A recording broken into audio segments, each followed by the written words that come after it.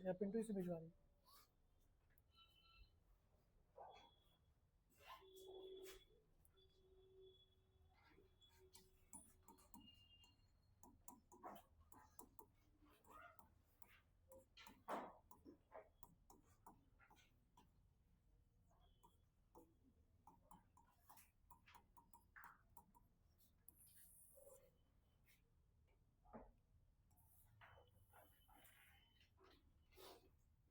चलिए, क्या है अभी का टॉपिक? इंडिया इन द मतलब कॉन्टेम्प्ररी जियो पॉलिटिक्स में भारत का क्या रोल होगा। ठीक, क्या क्या एसेंस लग रहा है इसमें, चीज़ों को हम लोग क्या क्या कवर करेंगे। सारे सेक्टर के बारे में बात करेंगे, स्पेस,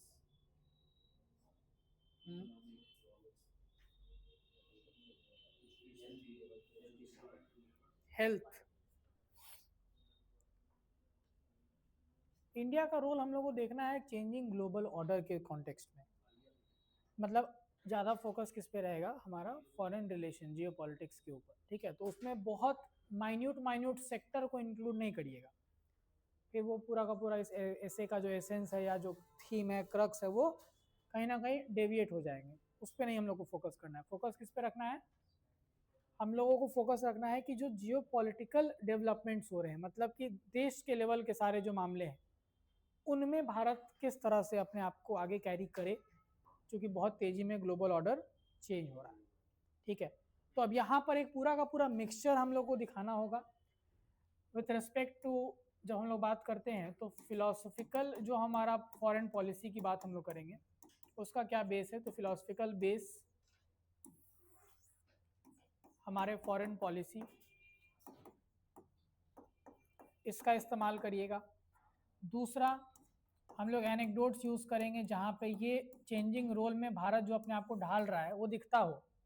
ऐसा कहानी जहाँ पे ये रिफ्लेक्शन दिखे आपको कि हाँ, हम लोग अपने इस ग्लोबल जो ऑर्डर चेंज हो रहा है उसमें इस तरह से हम लोग अपने आप को अडेप्ट या चेंज कर रहे हैं। ठीक है, इसके अलावा अब जो रोल होगा उसको स्पेसिफाई करना है, तो अलग अलग डायमेंशन होगा जहाँ पे हम लोग रोल को दिखाएंगे कि इंडिया किस किस कॉन्टेक्स्ट में कहाँ कहाँ से काम कर रहा है, किन किन एरियाज में। जैसे कि आप सुनते हैं voice of global south, global south का एक वॉइस के रूप में ये काम कर रहा है, तो ये भी एक क्या है, एक रोल के रूप में आपको देखने को मिलेगा। तो उस तरह से हम लोग डायमेंशंस को इसमें कवर करेंगे। ठीक है, सबसे पहले बताइए फिलोसफिकल बेस हमारे फॉरेन पॉलिसी का इस चेंजिंग ग्लोबल ऑर्डर में। जैसे स्टार्टिंग से अगर चले आज़ादी के बाद से, तो हमारा फॉरेन रिलेशन किन किन पॉइंट्स पे शेप हुआ है, क्या क्या रहा है। हम्म, तो अभी आया है ना, स्टार्टिंग से बताएं अगर हम लोग, नॉन अलाइनमेंट। ठीक है, एक टर्म हम लोग क्या देखते हैं, नॉन अलाइनमेंट। ठीक है, और क्या है, पॉलिसी का बेस पूछिए, बताइए, पॉलिसी नहीं, स्ट्रेटेजिक ऑटोनॉमी। ये तो स्टार्टिंग से हम लोग क्या कर रहे हैं, फॉलो कर रहे हैं कि हम लोग डीहाइफिनेशन पे धीरे धीरे आए। पहले नॉन अलाइनमेंट था, अभी क्या है, डीहाइफिनेशन या मल्टी अलाइनमेंट बोलिएगा इसको, मल्टीपोलर वर्ल्ड की तरफ हम लोग जाते हुए दिख रहे हैं। तो अब यहाँ पर जितने भी ऐसे हम लोग जो थियरीज को हम लोग फॉलो किए, धीरे धीरे इवॉल्व किए, ये हर समय उस समय का ग्लोबल ऑर्डर चेंज हो रहा था उसके अकॉर्डिंग। तो स्टार्टिंग में कोल्ड वॉर एरा, तो कोल्ड वॉर एरा के लिए उस समय हमारे लिए स्ट्रेटेजिक ऑटोनॉमी इंश्योर करने के लिए सबसे अच्छा तरीका क्या था, नॉन अलाइनमेंट, कि हम किसी के साथ अलाइन नहीं रहेंगे। हम शुरू से रहा कि हम लोग किसी भी ब्लॉक का एक छोटा पार्टनर के रूप में अपने आप को नहीं दिखाना चाहते हैं ग्लोबली। तो हम दोनों में किसी के साथ नहीं कहें कि हम आपके ब्लॉक का पार्ट नहीं है। धीरे धीरे ये चीज़ें हम लोग जब आगे देख रहे हैं, तो अब कोल्ड वॉर ख़त्म हुआ। कोल्ड वॉर ख़त्म होने के पहले भी जो डिस्टर्बेंस आपको दिखा भारत के नेबर में खासकर, तो उसके लिए अलग अलग हम लोग टाइम पर क्या किए, अलग अलग पॉलिसी फॉर्मुलेशन की। जैसे पंचशील, किसके कॉन्टेक्स्ट में, पंचशील स्पेशली किसके कॉन्टेक्स्ट में लाए थे, China. Then we have Gujral doctrine, आगे जाकर नेबरहुड फर्स्ट पॉलिसी, लुकिश था स्टार्टिंग में, जब इसको स्टार्टिंग में लाया गया था कि हम लोगों को ईस्टर्न कंट्रीज के साथ, जो साउथ ईस्ट एशियन कंट्रीज उसकी तरफ देखना है और उसको हम लोगों को उसके साथ रिलेशन एस्टैब्लिश करना है। तो मेनली ये सॉफ्ट डिप्लोमेसी का पार्ट रखे थे शुरू में, बट इसको स्ट्रेटेजिक एंगल देकर क्या चीज में कन्वर्ट किए, एक्ट ईस्ट पॉलिसी। तो अगेन इसके अकॉर्डिंग चेंज किया गया ग्लोबल ऑर्डर को देखते हुए ध्यान में। अब अभी के समय में वापस दुनिया किधर जा रहा है, अगेन कोशिश क्या हो रहा है, बाइपोलर हो या ट्राइपोलर हो सकता है मैक्सिमम। इंडिया इसके कभी भी इसका एडवोकेसी नहीं करता है। इंडिया हमेशा किसके बारे में बात करेगा, मल्टीपोलर। तो हम लोग जैसे कि कौटिल्य का मंडल थियरी अगर उसको भी देखें तो आज के डेट में भी रेलेवेंट है, आपको दिखेगा कैसे, क्या था मंडल थियरी, किसी को मालूम?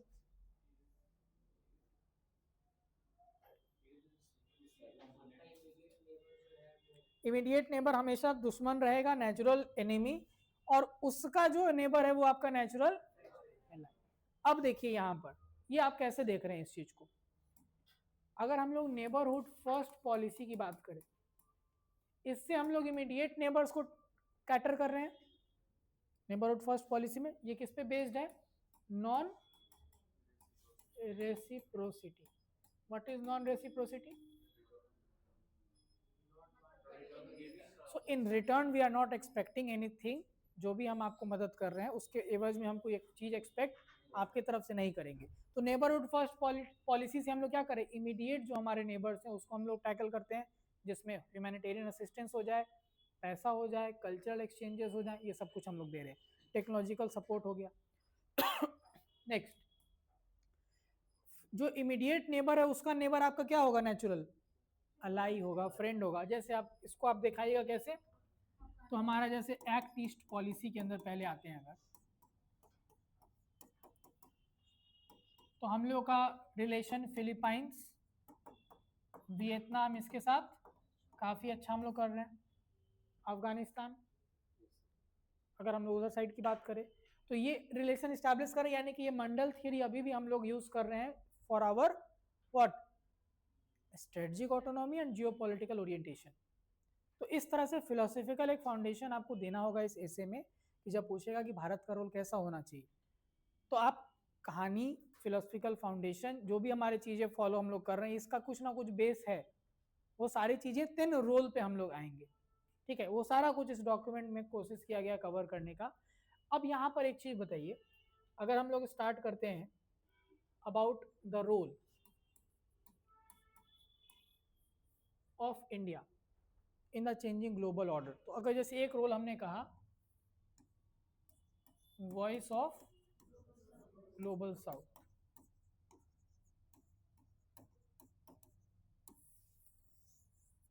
तो इसमें आपको क्या दिख रहा है, एक तो G20 का प्रेसिडेंसी हम ऑलरेडी कर चुके थे, इस साल हम लोग ब्रिक्स का भी प्रेसिडेंसी कर रहे हैं, और यहाँ पर इन दोनों जगह पे plus voice of global south summit एक हुआ लास्ट ईयर।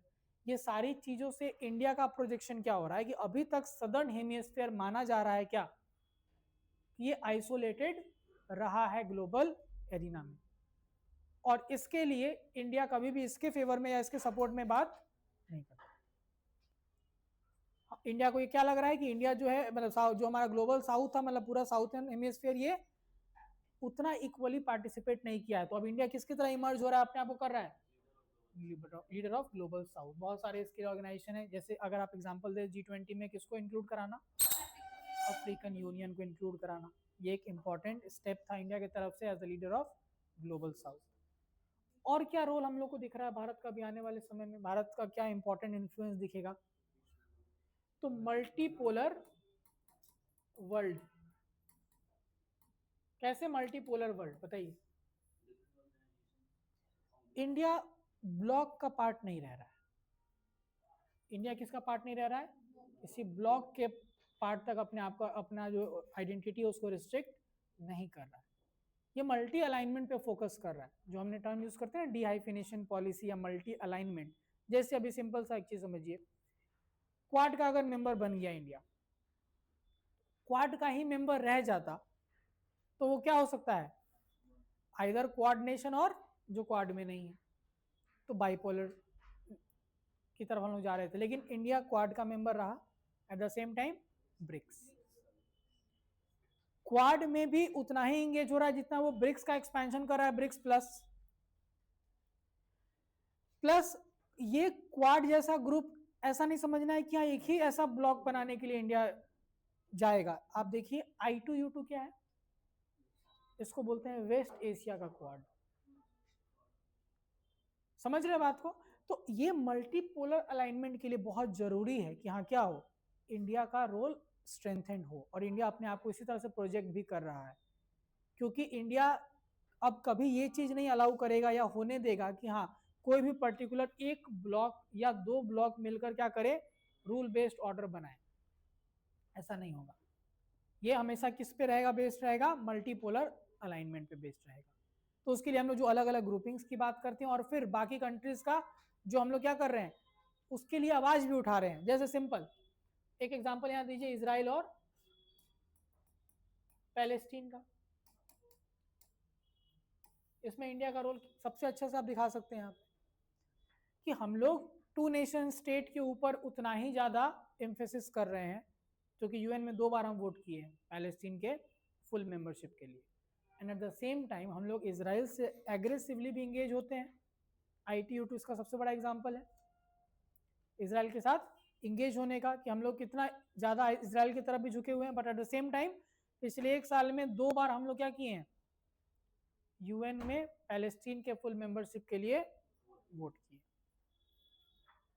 समझ में आ रहा है बात? तो ये चीज़ दिखा रहा है मल्टीपोलर वर्ल्ड में। फिर एक चीज़ जो इंडिया से आप वैसे भी नहीं छीन सकते हैं वो है डायस्पोरा।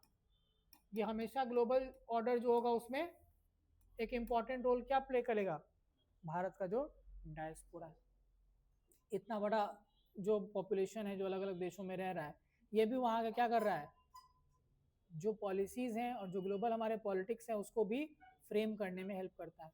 अब चाहे वो बात हो ह्यूमैनिटेरियन असिस्टेंस देने की या फिर उस देश के साथ हमारा अपना रिलेशन अच्छा रखने की, दोनों ही चीज़ में ये दिखाता है।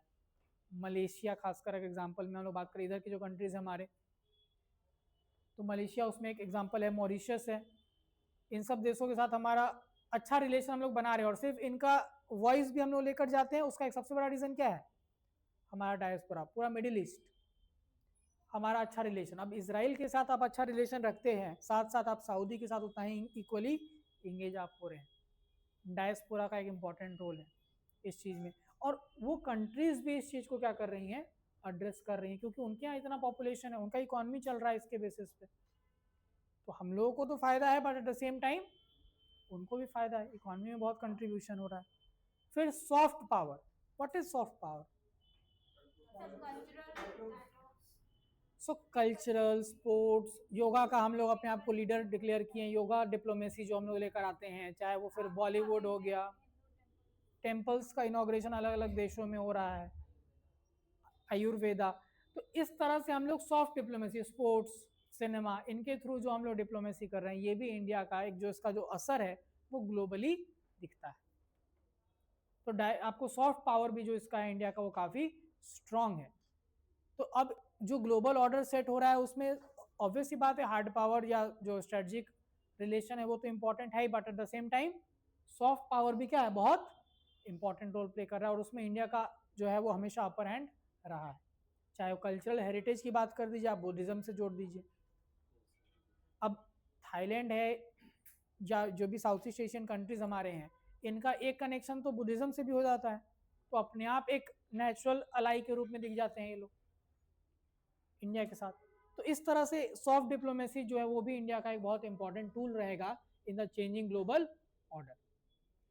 डॉक्यूमेंट एक बार उठाइए, उसमें कुछ हम लोग देखते हैं डिस्कशन।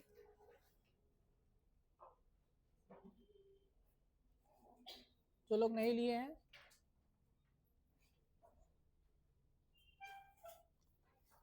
सबसे पहले देखिए कहानी एक जो है, पहला एनेक्डोट क्या है, oxygen of diplomacy.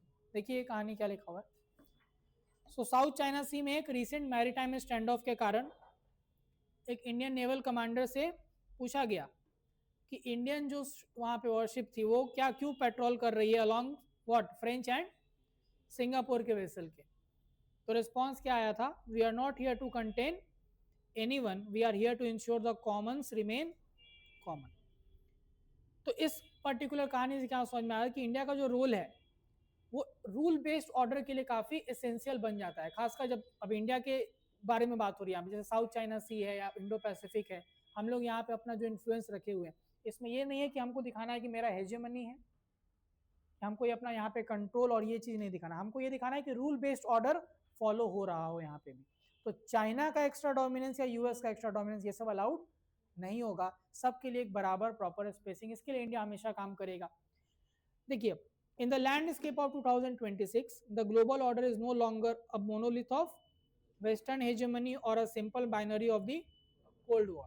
Instead, it is a fluid multipolarity, a world where power is diffused across various regional hubs and ideological blocks. At the heart of this transformation lies India, which is emerging as the fastest growing major economy and a pivotal swing power. India has transitioned from being a passive rule taker to a proactive rule shaper, और जो doctrine है वो क्या है, strategic autonomy, sophisticated practice of multi alignment, and India has positioned itself as the wish बंधु। ठीक है, तो फ्रेंड टू द, तो enemy of none and friend of all, इस पे काम हो रहा है इंडिया का। तो इस चीज को ध्यान में रखते हुए हम लोग अपना पॉलिसी जो वो अलग अलग कॉन्टेक्स्ट में चेंज किए हैं। अब इसी में मंडला थियरी जो हम आपको भी बताएं वो चीज लिखा हुआ था। नेक्स्ट पेज पे आइए, कुछ स्कॉलर का रेफरेंस या बीच बीच में यूज कीजिएगा इंडिया को लेकर जो है, जैसे देखिए कुछ हम बता रहे क्या, एक यहाँ पर ऊपर में लिखा हुआ सबसे, staircase versus the club. जैसे जो वेस्टर्न जियो पॉलिटिक्स है वो हमेशा किस फॉर्म में काम करता है, क्लब, यानी कि जो ब्लॉक होता है, दैट इज एक्सक्लूसिव अलायंस है, जैसे नेटो एक ब्लॉक बन गया नेटो, उस तरह से इंडिया काम नहीं करता है। इंडिया किस पे द्वारा इन्फ्लुएंस्ड है, अद्वैत जो हमारा नॉन डुअलिज्म फिलॉसफी है, जिसमें दुनिया की तरफ किसकी तरह देखता है, वो सीढ़ी की तरह, एक स्टेयर केस की तरह देखता है। ठीक है, स्कॉलर का रेफरेंस देखेंगे अगर तो एस जयशंकर ने क्या कहा, India's role is to be a stabilizing power that does not choose between this or that, but that seeks what, this and that, मतलब कि इन दोनों में से एक को नहीं चुनना है, दोनों को लेकर चलना है। समझ में आ रहा है क्या उन्होंने बोला है कि हम लोग को किस चीज पे इंडिया काम नहीं कर रही है, दिस और दैट, इसमें काम नहीं कर रही है। दिस इजराइल पैलेस्टीन जो हम बताएं, डिहाइफिनेशन पूरा का पूरा वही चीज को उन्होंने अपने एक वर्ड में समझाया है। उसके बाद देखेंगे अगर तो फिलोसफिकल एंकर अगर हम लोग देखें हमारे पॉलिसी में, तो वो मध्यम जो हमारा मार्ग की बात करते हैं, जो बुद्धिस्ट कॉन्सेप्ट है उस पर हम लोग काम करते हैं। तो हम लोग ना टोटल अलाइनमेंट पे जाएंगे ना टोटल आइसोलेशन पे जाने की कोशिश करेंगे। देन फ्रांसिस फुकुयामा ने क्या कहा है कि इंडिया का ability to maintain a democratic core while pursuing a hard-nosed national interest makes it the most significant test case for liberal values in a non-Western setting। तो इसमें सबसे कोर पे इंडिया क्या रख रहा है, हार्ड नोज नेशनल इंटरेस्ट, सबसे ऊपर ये चीज को रखना, यही मतलब इंडिया को एक यूनिक बना रहा है बाकी देशों से एज कंपेयर टू जो हम लोग बात करते हैं कि जो कहीं ना कहीं प्रेशर में आकर क्या हो जाते हैं, किसी ना किसी ब्लॉक के साथ या किसी ना किसी आइडियोलॉजी के साथ क्या हो जाते हैं, टोटली अलाइन हो जाते हैं। उसमें जो नेशनल इंटरेस्ट को सबसे इंपॉर्टेंट रोल देकर सर्वाइव करने का जो क्रेडिट है वो इंडिया को देना पड़ेगा। इसके बाद देखिए फरीद जकारिया ने क्या कहा इंडिया को, as a post American world's essential balancer, the power that prevents any single hegemony from dominating the Eurasian landmarks. तो इंडिया का रोल इससे भी दिखाएंगे आप, ये सब यूज करेंगे बीच बीच में ऐसे के। इसके बाद देखिए अगला आपको जॉन रॉल्स वाले पार्ट को, India's approach is a synthesis of John Rawls difference principle, जहां पे क्या कहा गया था कि सोशल इनइक्वालिटी केवल तभी जस्टिफाइड है जब वो लीस्ट जो हमारे एडवांटेज है उनको ही बेनिफिट कर रहा हो। लेकिन इंडिया का जो कॉन्सेप्ट है वो किस पे है, इनके बैलेंस के साथ किसके साथ बैलेंस कर रहा है, Sarvodaya, that is progress for all. तो ये आपको पूरा का पूरा फिलोसफिकल जो रेफरेंस है बीच बीच में आप देंगे कि हम लोग का जो ये रोल है, इस रोल को अलग अलग स्कॉलर्स किस तरह से देखते हैं, और दूसरा कि हम लोग किन चीज़ों को फॉलो कर रहे हैं। जैसे मंडला थ्योरी की बात की, अभी भी ये एविडेंट दिख रहा है और आगे भी आप किसी भी कंट्री के साथ देखो, यूएस अपने इमीडिएट नेबर को क्या मान रहा है, नेचुरल एनिमी या राइवल, और उसके फिर एनिमी को क्या मान रहा है, उसके नेबर को दोस्त। तो तो ये चीज़ है, सिंपल सा आपको समझना है कि यहाँ पर जैसे ईरान हो गया, यूएस और ईरान, तो इसराइल हमेशा यूएस का क्या है, एक नेचुरल अलाई के रूप में उसको वो देख रहा है।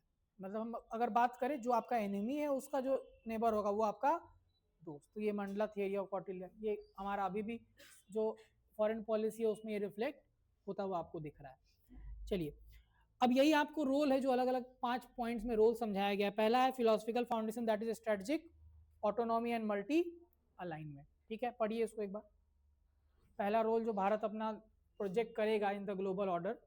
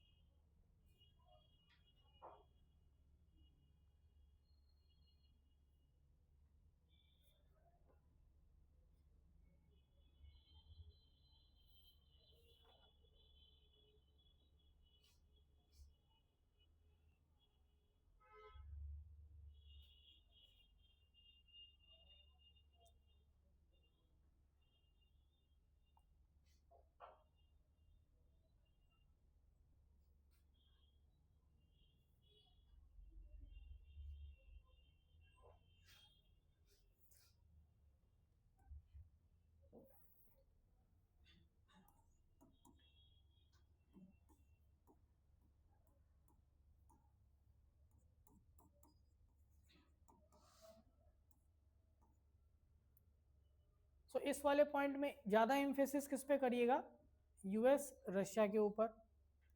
देन साथ ही साथ अगर आप ये वाला पार्ट जब आप एक्सप्लेन करेंगे तो इसमें जैसे कि मान लीजिए यूएस और इंडिया में क्या हुआ, अभी ट्रेड डील हुआ। इंडिया अभी ट्रेड डील इवन और किसके साथ किया, यूरोपियन यूनियन के साथ। साथ ही साथ इंडिया विड्रॉ किया था लास्ट मोमेंट पे किससे,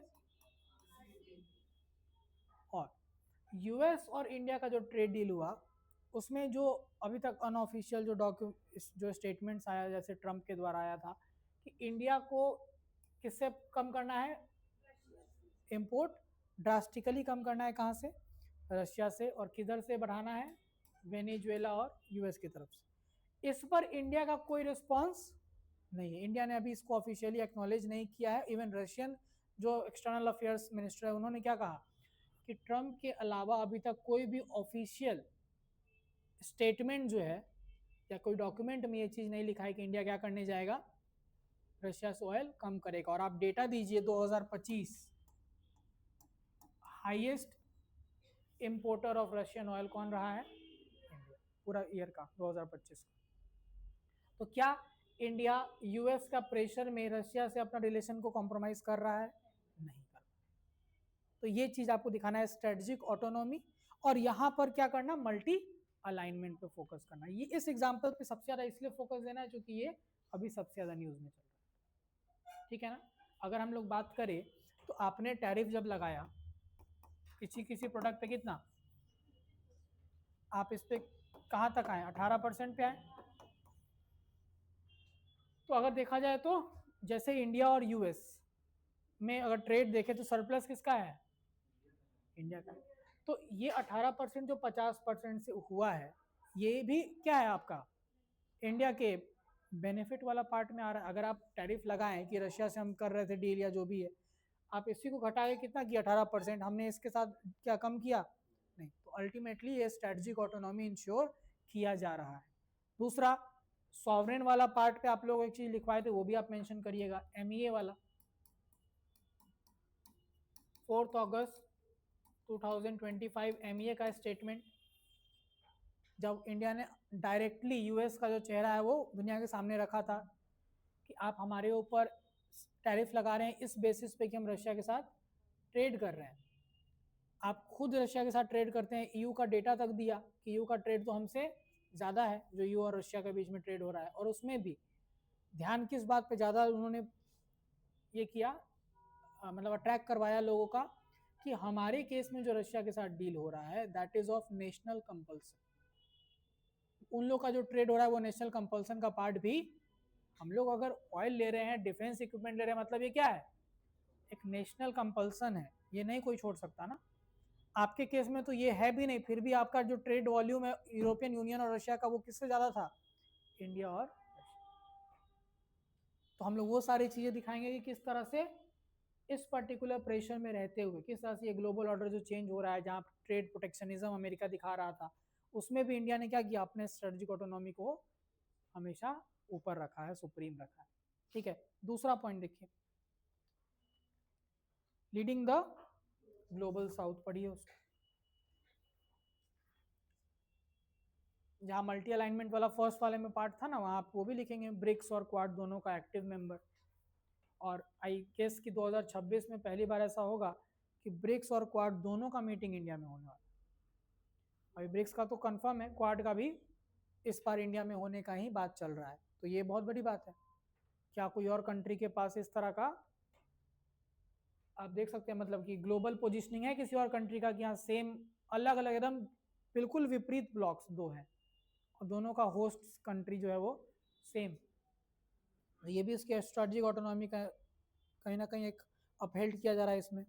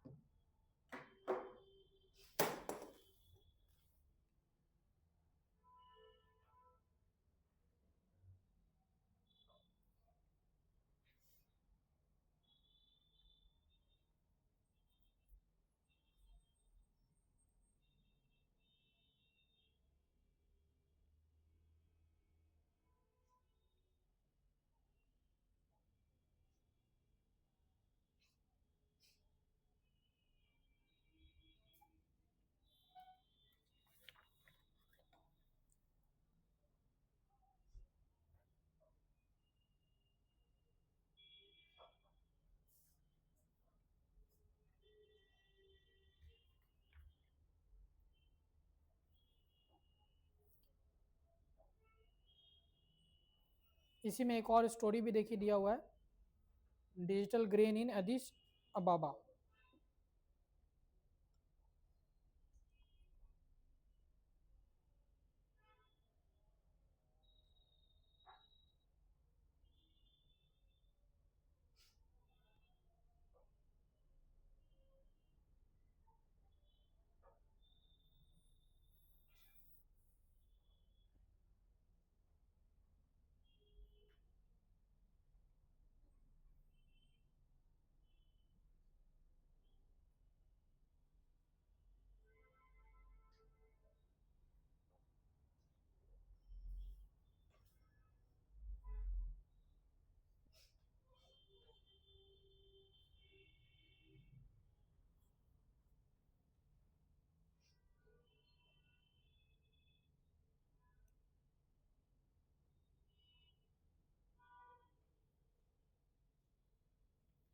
तीसरा रोल क्या है, कहाँ पे, इंडो पैसिफिक।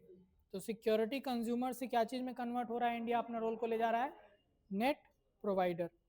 तो इंडो पैसिफिक के लिए बहुत सारे पॉलिसीज हैं इंडिया के लिए, कौन कौन सा है, सागर या महासागर जो हुआ बाद में, इसके अलावा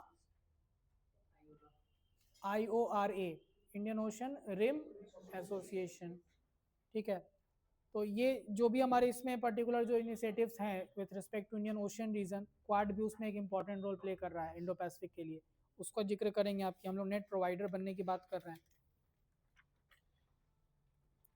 अभी एक हाल ही में एक्सरसाइज हुआ,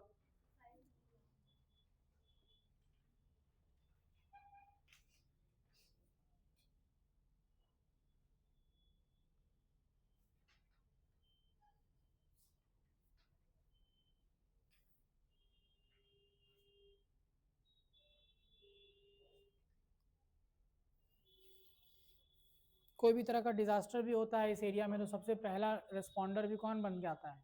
इंडिया ही आता है। तो वो ऑपरेशंस का भी नाम आप मेंशन करेंगे जो हम लोग करते हैं, इवैक्यूएशन से लेकर असिस्टेंस वाला।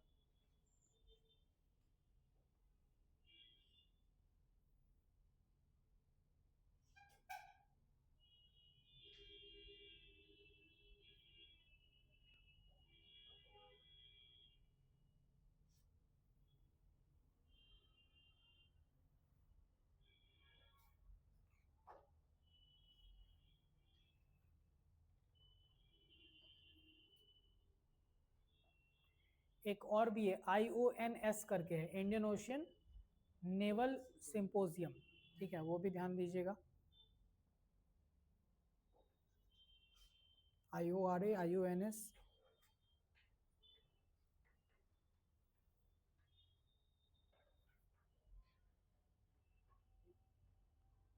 एक सर्वेलेंस के लिए भी हम लोग के द्वारा कुछ चलाया जाता है। यही है, बहुत सारे चीज़ों का ना एप्लीकेशन आपको ऐसे में करना होता है। कुछ आइडिया है क्या नाम है? इनका फेच करा कनेक्शन ऐसे मेरे को आता है बोलना होगा नेत्र, एक नेत्र सर्विलेंस सिस्टम जो है हमारा इस रीजन में, इंडियन ओशन रीजन के लिए हम लोग चलाते हैं। NETRA, नेत्र।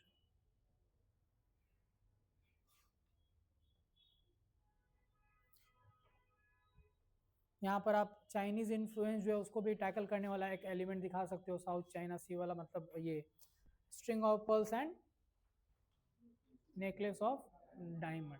तो स्ट्रिंग ऑफ पर्ल्स और necklace of diamond, string of pearls को टैकल करने के लिए हम लोग क्या करें, हम लोग भी पोर्ट्स डेवलप करें।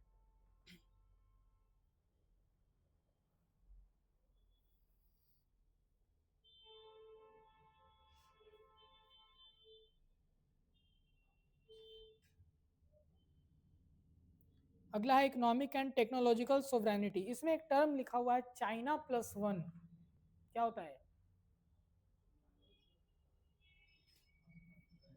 डिपेंडेंसी कम करने की diversification of supply chains major countries alternative US companies diversify करती है ना, तो चाइना के अलावा कोई और एक सोर्स देखती है जहाँ पे वो प्रोड्यूस वगैरह कर सके, तो इंडिया उसके लिए बिल्कुल। तो मतलब चाइना से बाकी कंट्रीज का डिपेंडेंसी कम करवाने के लिए इंडिया एक ऑल्टरनेटिव के रूप में मौजूद रहेगा। इसका एक बहुत प्राइम एग्जांपल आपको क्या दिखेगा? सेमीकंडक्टर और ये सब तो ठीक है, बट प्राइम एग्जांपल इसका जहां पे चाइना के ऑल्टरनेटिव के रूप में इंडिया अपने आप को तुरंत प्रोजेक्ट किया।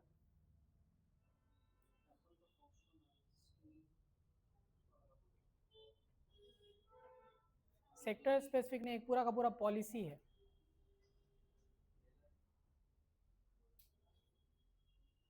चाइना लाया BRI, हम लोग क्या लेकर आ गए? IMEC। तो India middle east Europe economic corridor, नहीं लिखा होगा लिख लीजिए।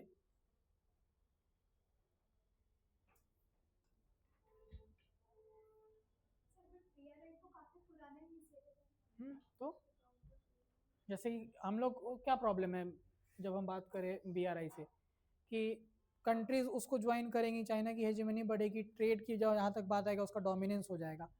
अल्टीमेटली ट्रेड किससे करना है? यूरोप से कंट्रीज को। अगर BRI छोड़कर कंट्रीज IMEC को ही ज्वाइन करे तो ये न्यूट्रलाइज हो गया, चाइना तो इसमें नहीं आएगा। तो वही चाइना +1 स्ट्रेटजी का पार्ट हो गया ये भी। जैसे इटली छोड़ दिया BRI, IMEC ज्वाइन किया। और बाकी चीज़ों में तो जैसे सिलिकॉन का बात यानी सेमीकंडक्टर की बात हो गई, देन फार्मास्यूटिकल्स हो गया, ये सब चीज़ों में इंडिया अपने आप को बहुत तेजी में प्रोजेक्ट कर रहा है as the alternative to China. AI क्या वहीं का माल खरीद के हम लोग वही दिखा दे रहे हैं,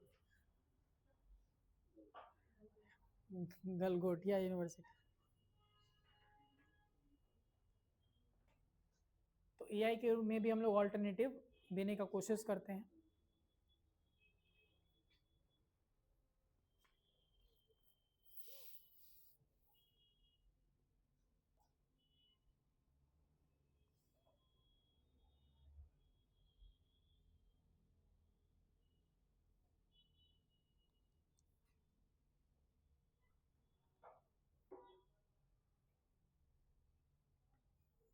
और लास्ट वाला पॉइंट है सॉफ्ट पावर। सॉफ्ट पावर में बहुत सारा, जैसे digital diplomacy, yoga, Ayurveda, wellness economy,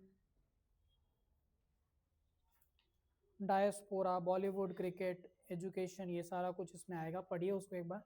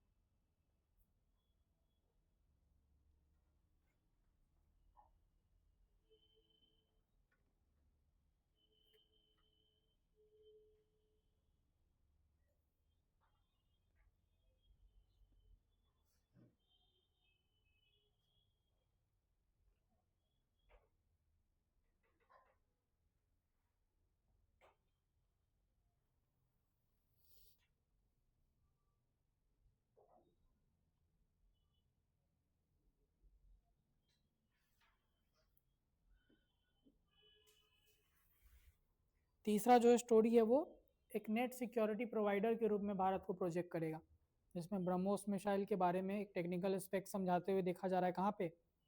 Philippines में।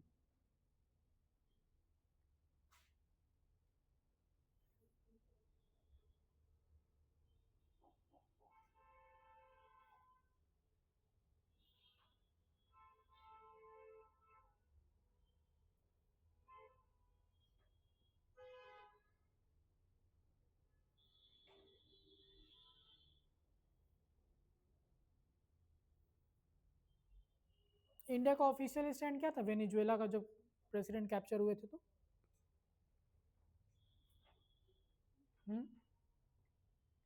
What was the official stand?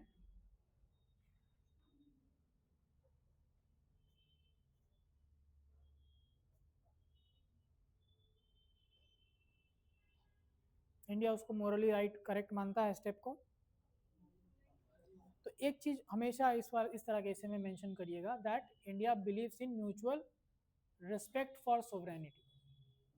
Sovereignty जो है उसको सबसे ऊपर इंडिया रखता है, सिर्फ अपने केस में ही नहीं, इवन सामने वाले कंट्री के लेकर भी।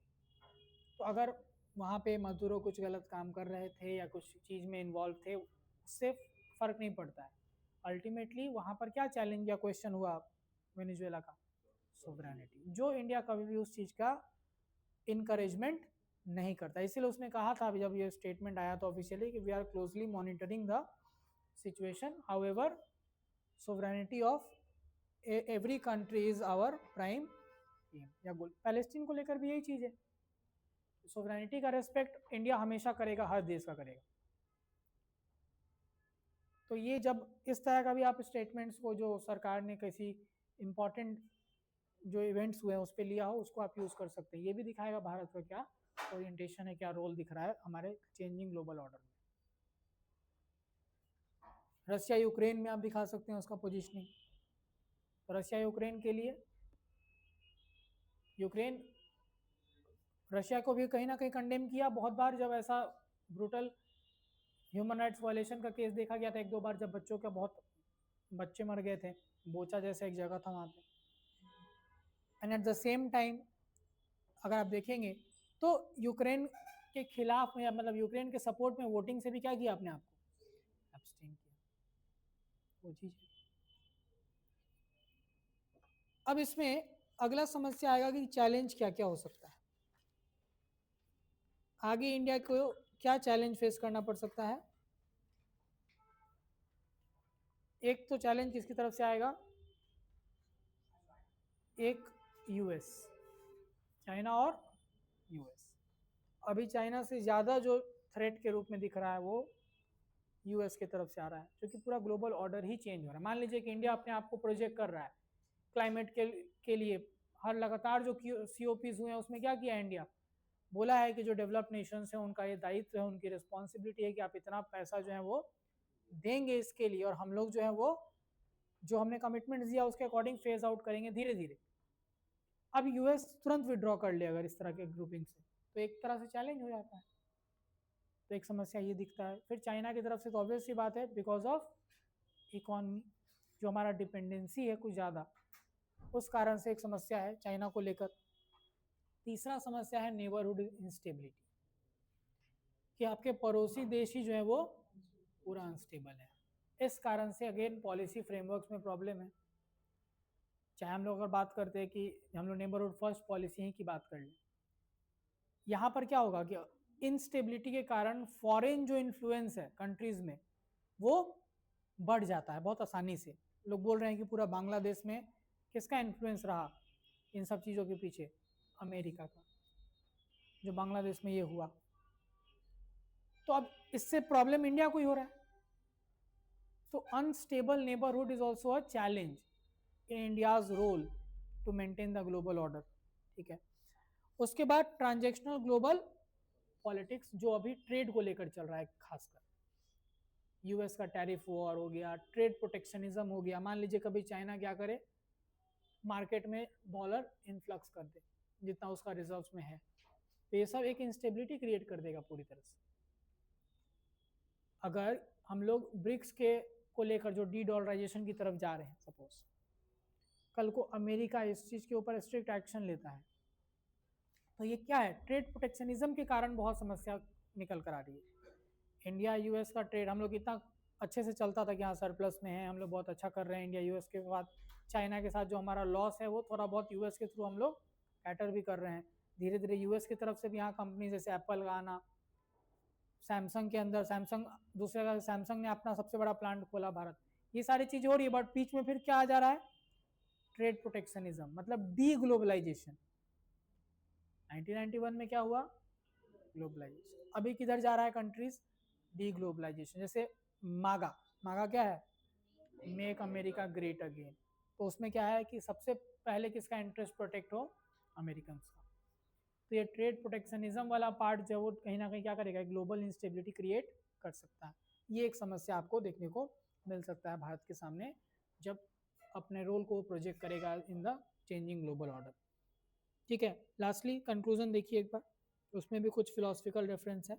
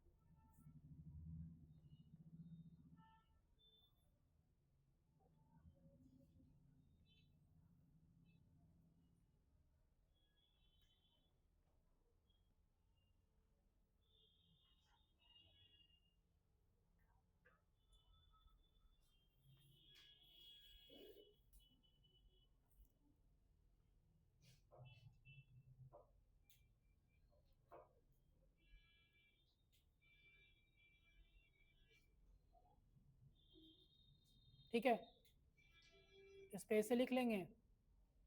सर यहाँ पे realism of Machiavelli and idealism of can't. देखिए मैकियावेली का रियलिज्म ये सिंपल सा ऐसा समझ लेना है कि एक कॉन्सेप्ट माना जाता था ये जनरली जियोपॉलिटिक्स में कि दो कंट्री कभी बिना लड़ाई किए नहीं रह सकता, ऐसा मानना है कि एक दिन लड़ाई होना है। But at the same time उसी समय कांत का ये मानना है, जब हम लोग बात करते हैं आइडियलिज्म की, कि it is possible if you choose a better means then and can be change. मान लीजिए कि अंत में था कि नहीं दो देश में लड़ाई होना तय है, लेकिन अगर मीन्स चेंज किया जाए तो ये अवॉइड हो सकता है। और इसी दोनों का बीच का एक बैलेंस जो है वो भारत क्या कर रहा है, प्रेजेंट कर रहा है दुनिया के सामने। ठीक है, ये पार्ट उसका मतलब हो। ये वाला जो ऐसे है, अगेन हमको लगता है एक बार शायद बीपीएससी पूछा है इस तरह का एक सिमिलर ऐसे ग्लोबल वाला के ऊपर, पिछले या उसके पिछले 70 में ही था। तो इस तरह का जिस तरह से अभी चेंज हो रहा है सिनेरियो, डेफिनेटली फिर से इस तरह का ऐसे आपसे पूछा जा सकता है, एक पूरा का पूरा जो जियो इस तरह भी पूछ सकता है ना, impact of changing geopolitics.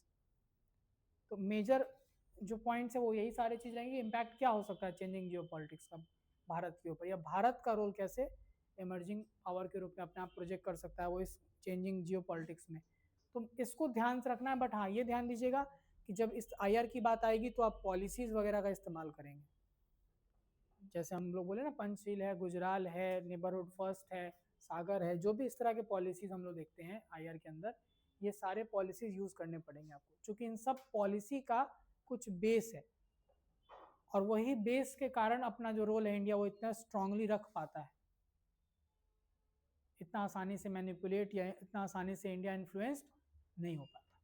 Board of peace का एग्जाम्पल भी आप दे सकते हैं ना, कितना तेजी में आया बोर्ड ऑफ पीस एकदम दावोस में समिट में कि हाँ अब एक यूएन का अल्टरनेटिव आ रहा है, ये अब इसराइल गाजा के अलावा बाकी चीज़ों को भी, बाकी डिस्प्यूट्स को भी सॉल्व कर सकता है। इंडिया क्या कहा, इंडिया कुछ इस पर कोई एक्शन नहीं लिया, कहा कि हम अभी इसके ऊपर कोई डिसीजन नहीं ले रहे।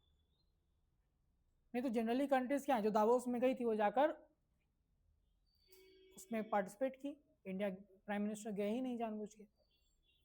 इसी कारण से रह गए कि हाँ बोर्ड ऑफ पीस जो है वहाँ पे उसको लेकर भी डिस्कशन होना है और इंडिया उससे अपने आप को दूर रखना चाहता है। यूएन क्या है, रूल बेस्ड ऑर्डर को फॉलो करता है, तो हम लोग उसके साथ रहेंगे हमेशा। बोर्ड ऑफ पीस में क्या था, ट्रम्प हट जाएंगे तब भी ट्रम्प उसमें मेंबर रहेंगे। इंडिया क्या कह रहा है कि it is not rule based order, ये कंट्री के द्वारा स्पॉन्सर्ड ऑर्डर क्रिएट करने की कोशिश है जिसको इंडिया कभी सपोर्ट नहीं करेगा। तो बोर्ड ऑफ पीस का रिजेक्शन भी इसका बहुत अच्छा एग्जाम्पल आप दे सकते हैं कि इंडिया किस तरह से उसको कंटेन कर रहा है, इस तरह के चेंजेस जो होते हैं उसको। ठीक है, सो ट्राई करेंगे इसके ऊपर भी ऐसे लिखने का, पॉवर्टी के ऊपर कल ऐसे करेंगे। ठीक है, और नेक्स्ट वीक हम लोग बिहार शुरू कर देंगे मंडे से। साथ साथ कैसे होगा, दोनों सेम चीज़ है, टाइमिंग का थोड़ा सा इशू है बस, इसीलिए उसमें देखते नहीं है भीड़ भरा हुआ है। दूसरा एक इन्वायरमेंट का अलग एंगल दे सकते हैं आप, एक स्पेस का अलग एंगल चाहे एग्जाम्पल में दे सकते हैं, लेकिन फोकस उससे ज़्यादा रखना है जो इसमें जो 3 पॉइंट ऊपर के थे ना, सबसे ज़्यादा वही पे फोकस रखिए आप, जैसे स्ट्रेटजिक ऑटोनॉमी सबसे इम्पोर्टेंट, मल्टीपोलर वर्ल्ड उस पर सबसे ज़्यादा फोकस।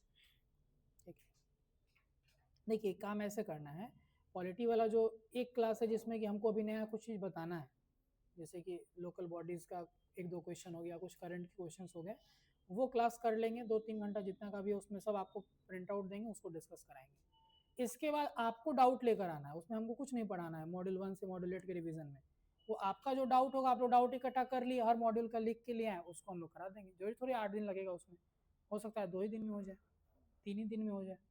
तो आप पूरा का पूरा रिवीजन का उसमें डाउट क्लियर टिक कर लीजिए, मॉड्यूल 1 पढ़े तो क्या इसमें डाउट हमको आया, इसको पूछ लेना है। तो उसके लिए सेशन करेंगे 2, 3, 4, 5 जितना लगा दी। एक है पहले कर लेंगे जो हम लोग को पढ़ाना है वाला पार्ट है, बट वही है कि इसके साथ देखते हैं किसी दिन सुबह फिर आप लोगों को बुलाना पड़ेगा थर्सडे, कल देखते हैं, कल हो सकता है तो कुछ कल करा देंगे क्लास। क्वालिटी वाला। ठीक है, बाकी कल ऐसे पॉवर्टी पे होगा। नहीं नहीं, कराएंगे तो कंटिन्यू ही कराएंगे, वैसा थोड़ी करेंगे कि आप बीच में बैठिएगा। कल पॉवर्टी पे करेंगे और फिर हम लोग उसके बाद जो है वो बिहार स्पेसिफिक शुरू करेंगे।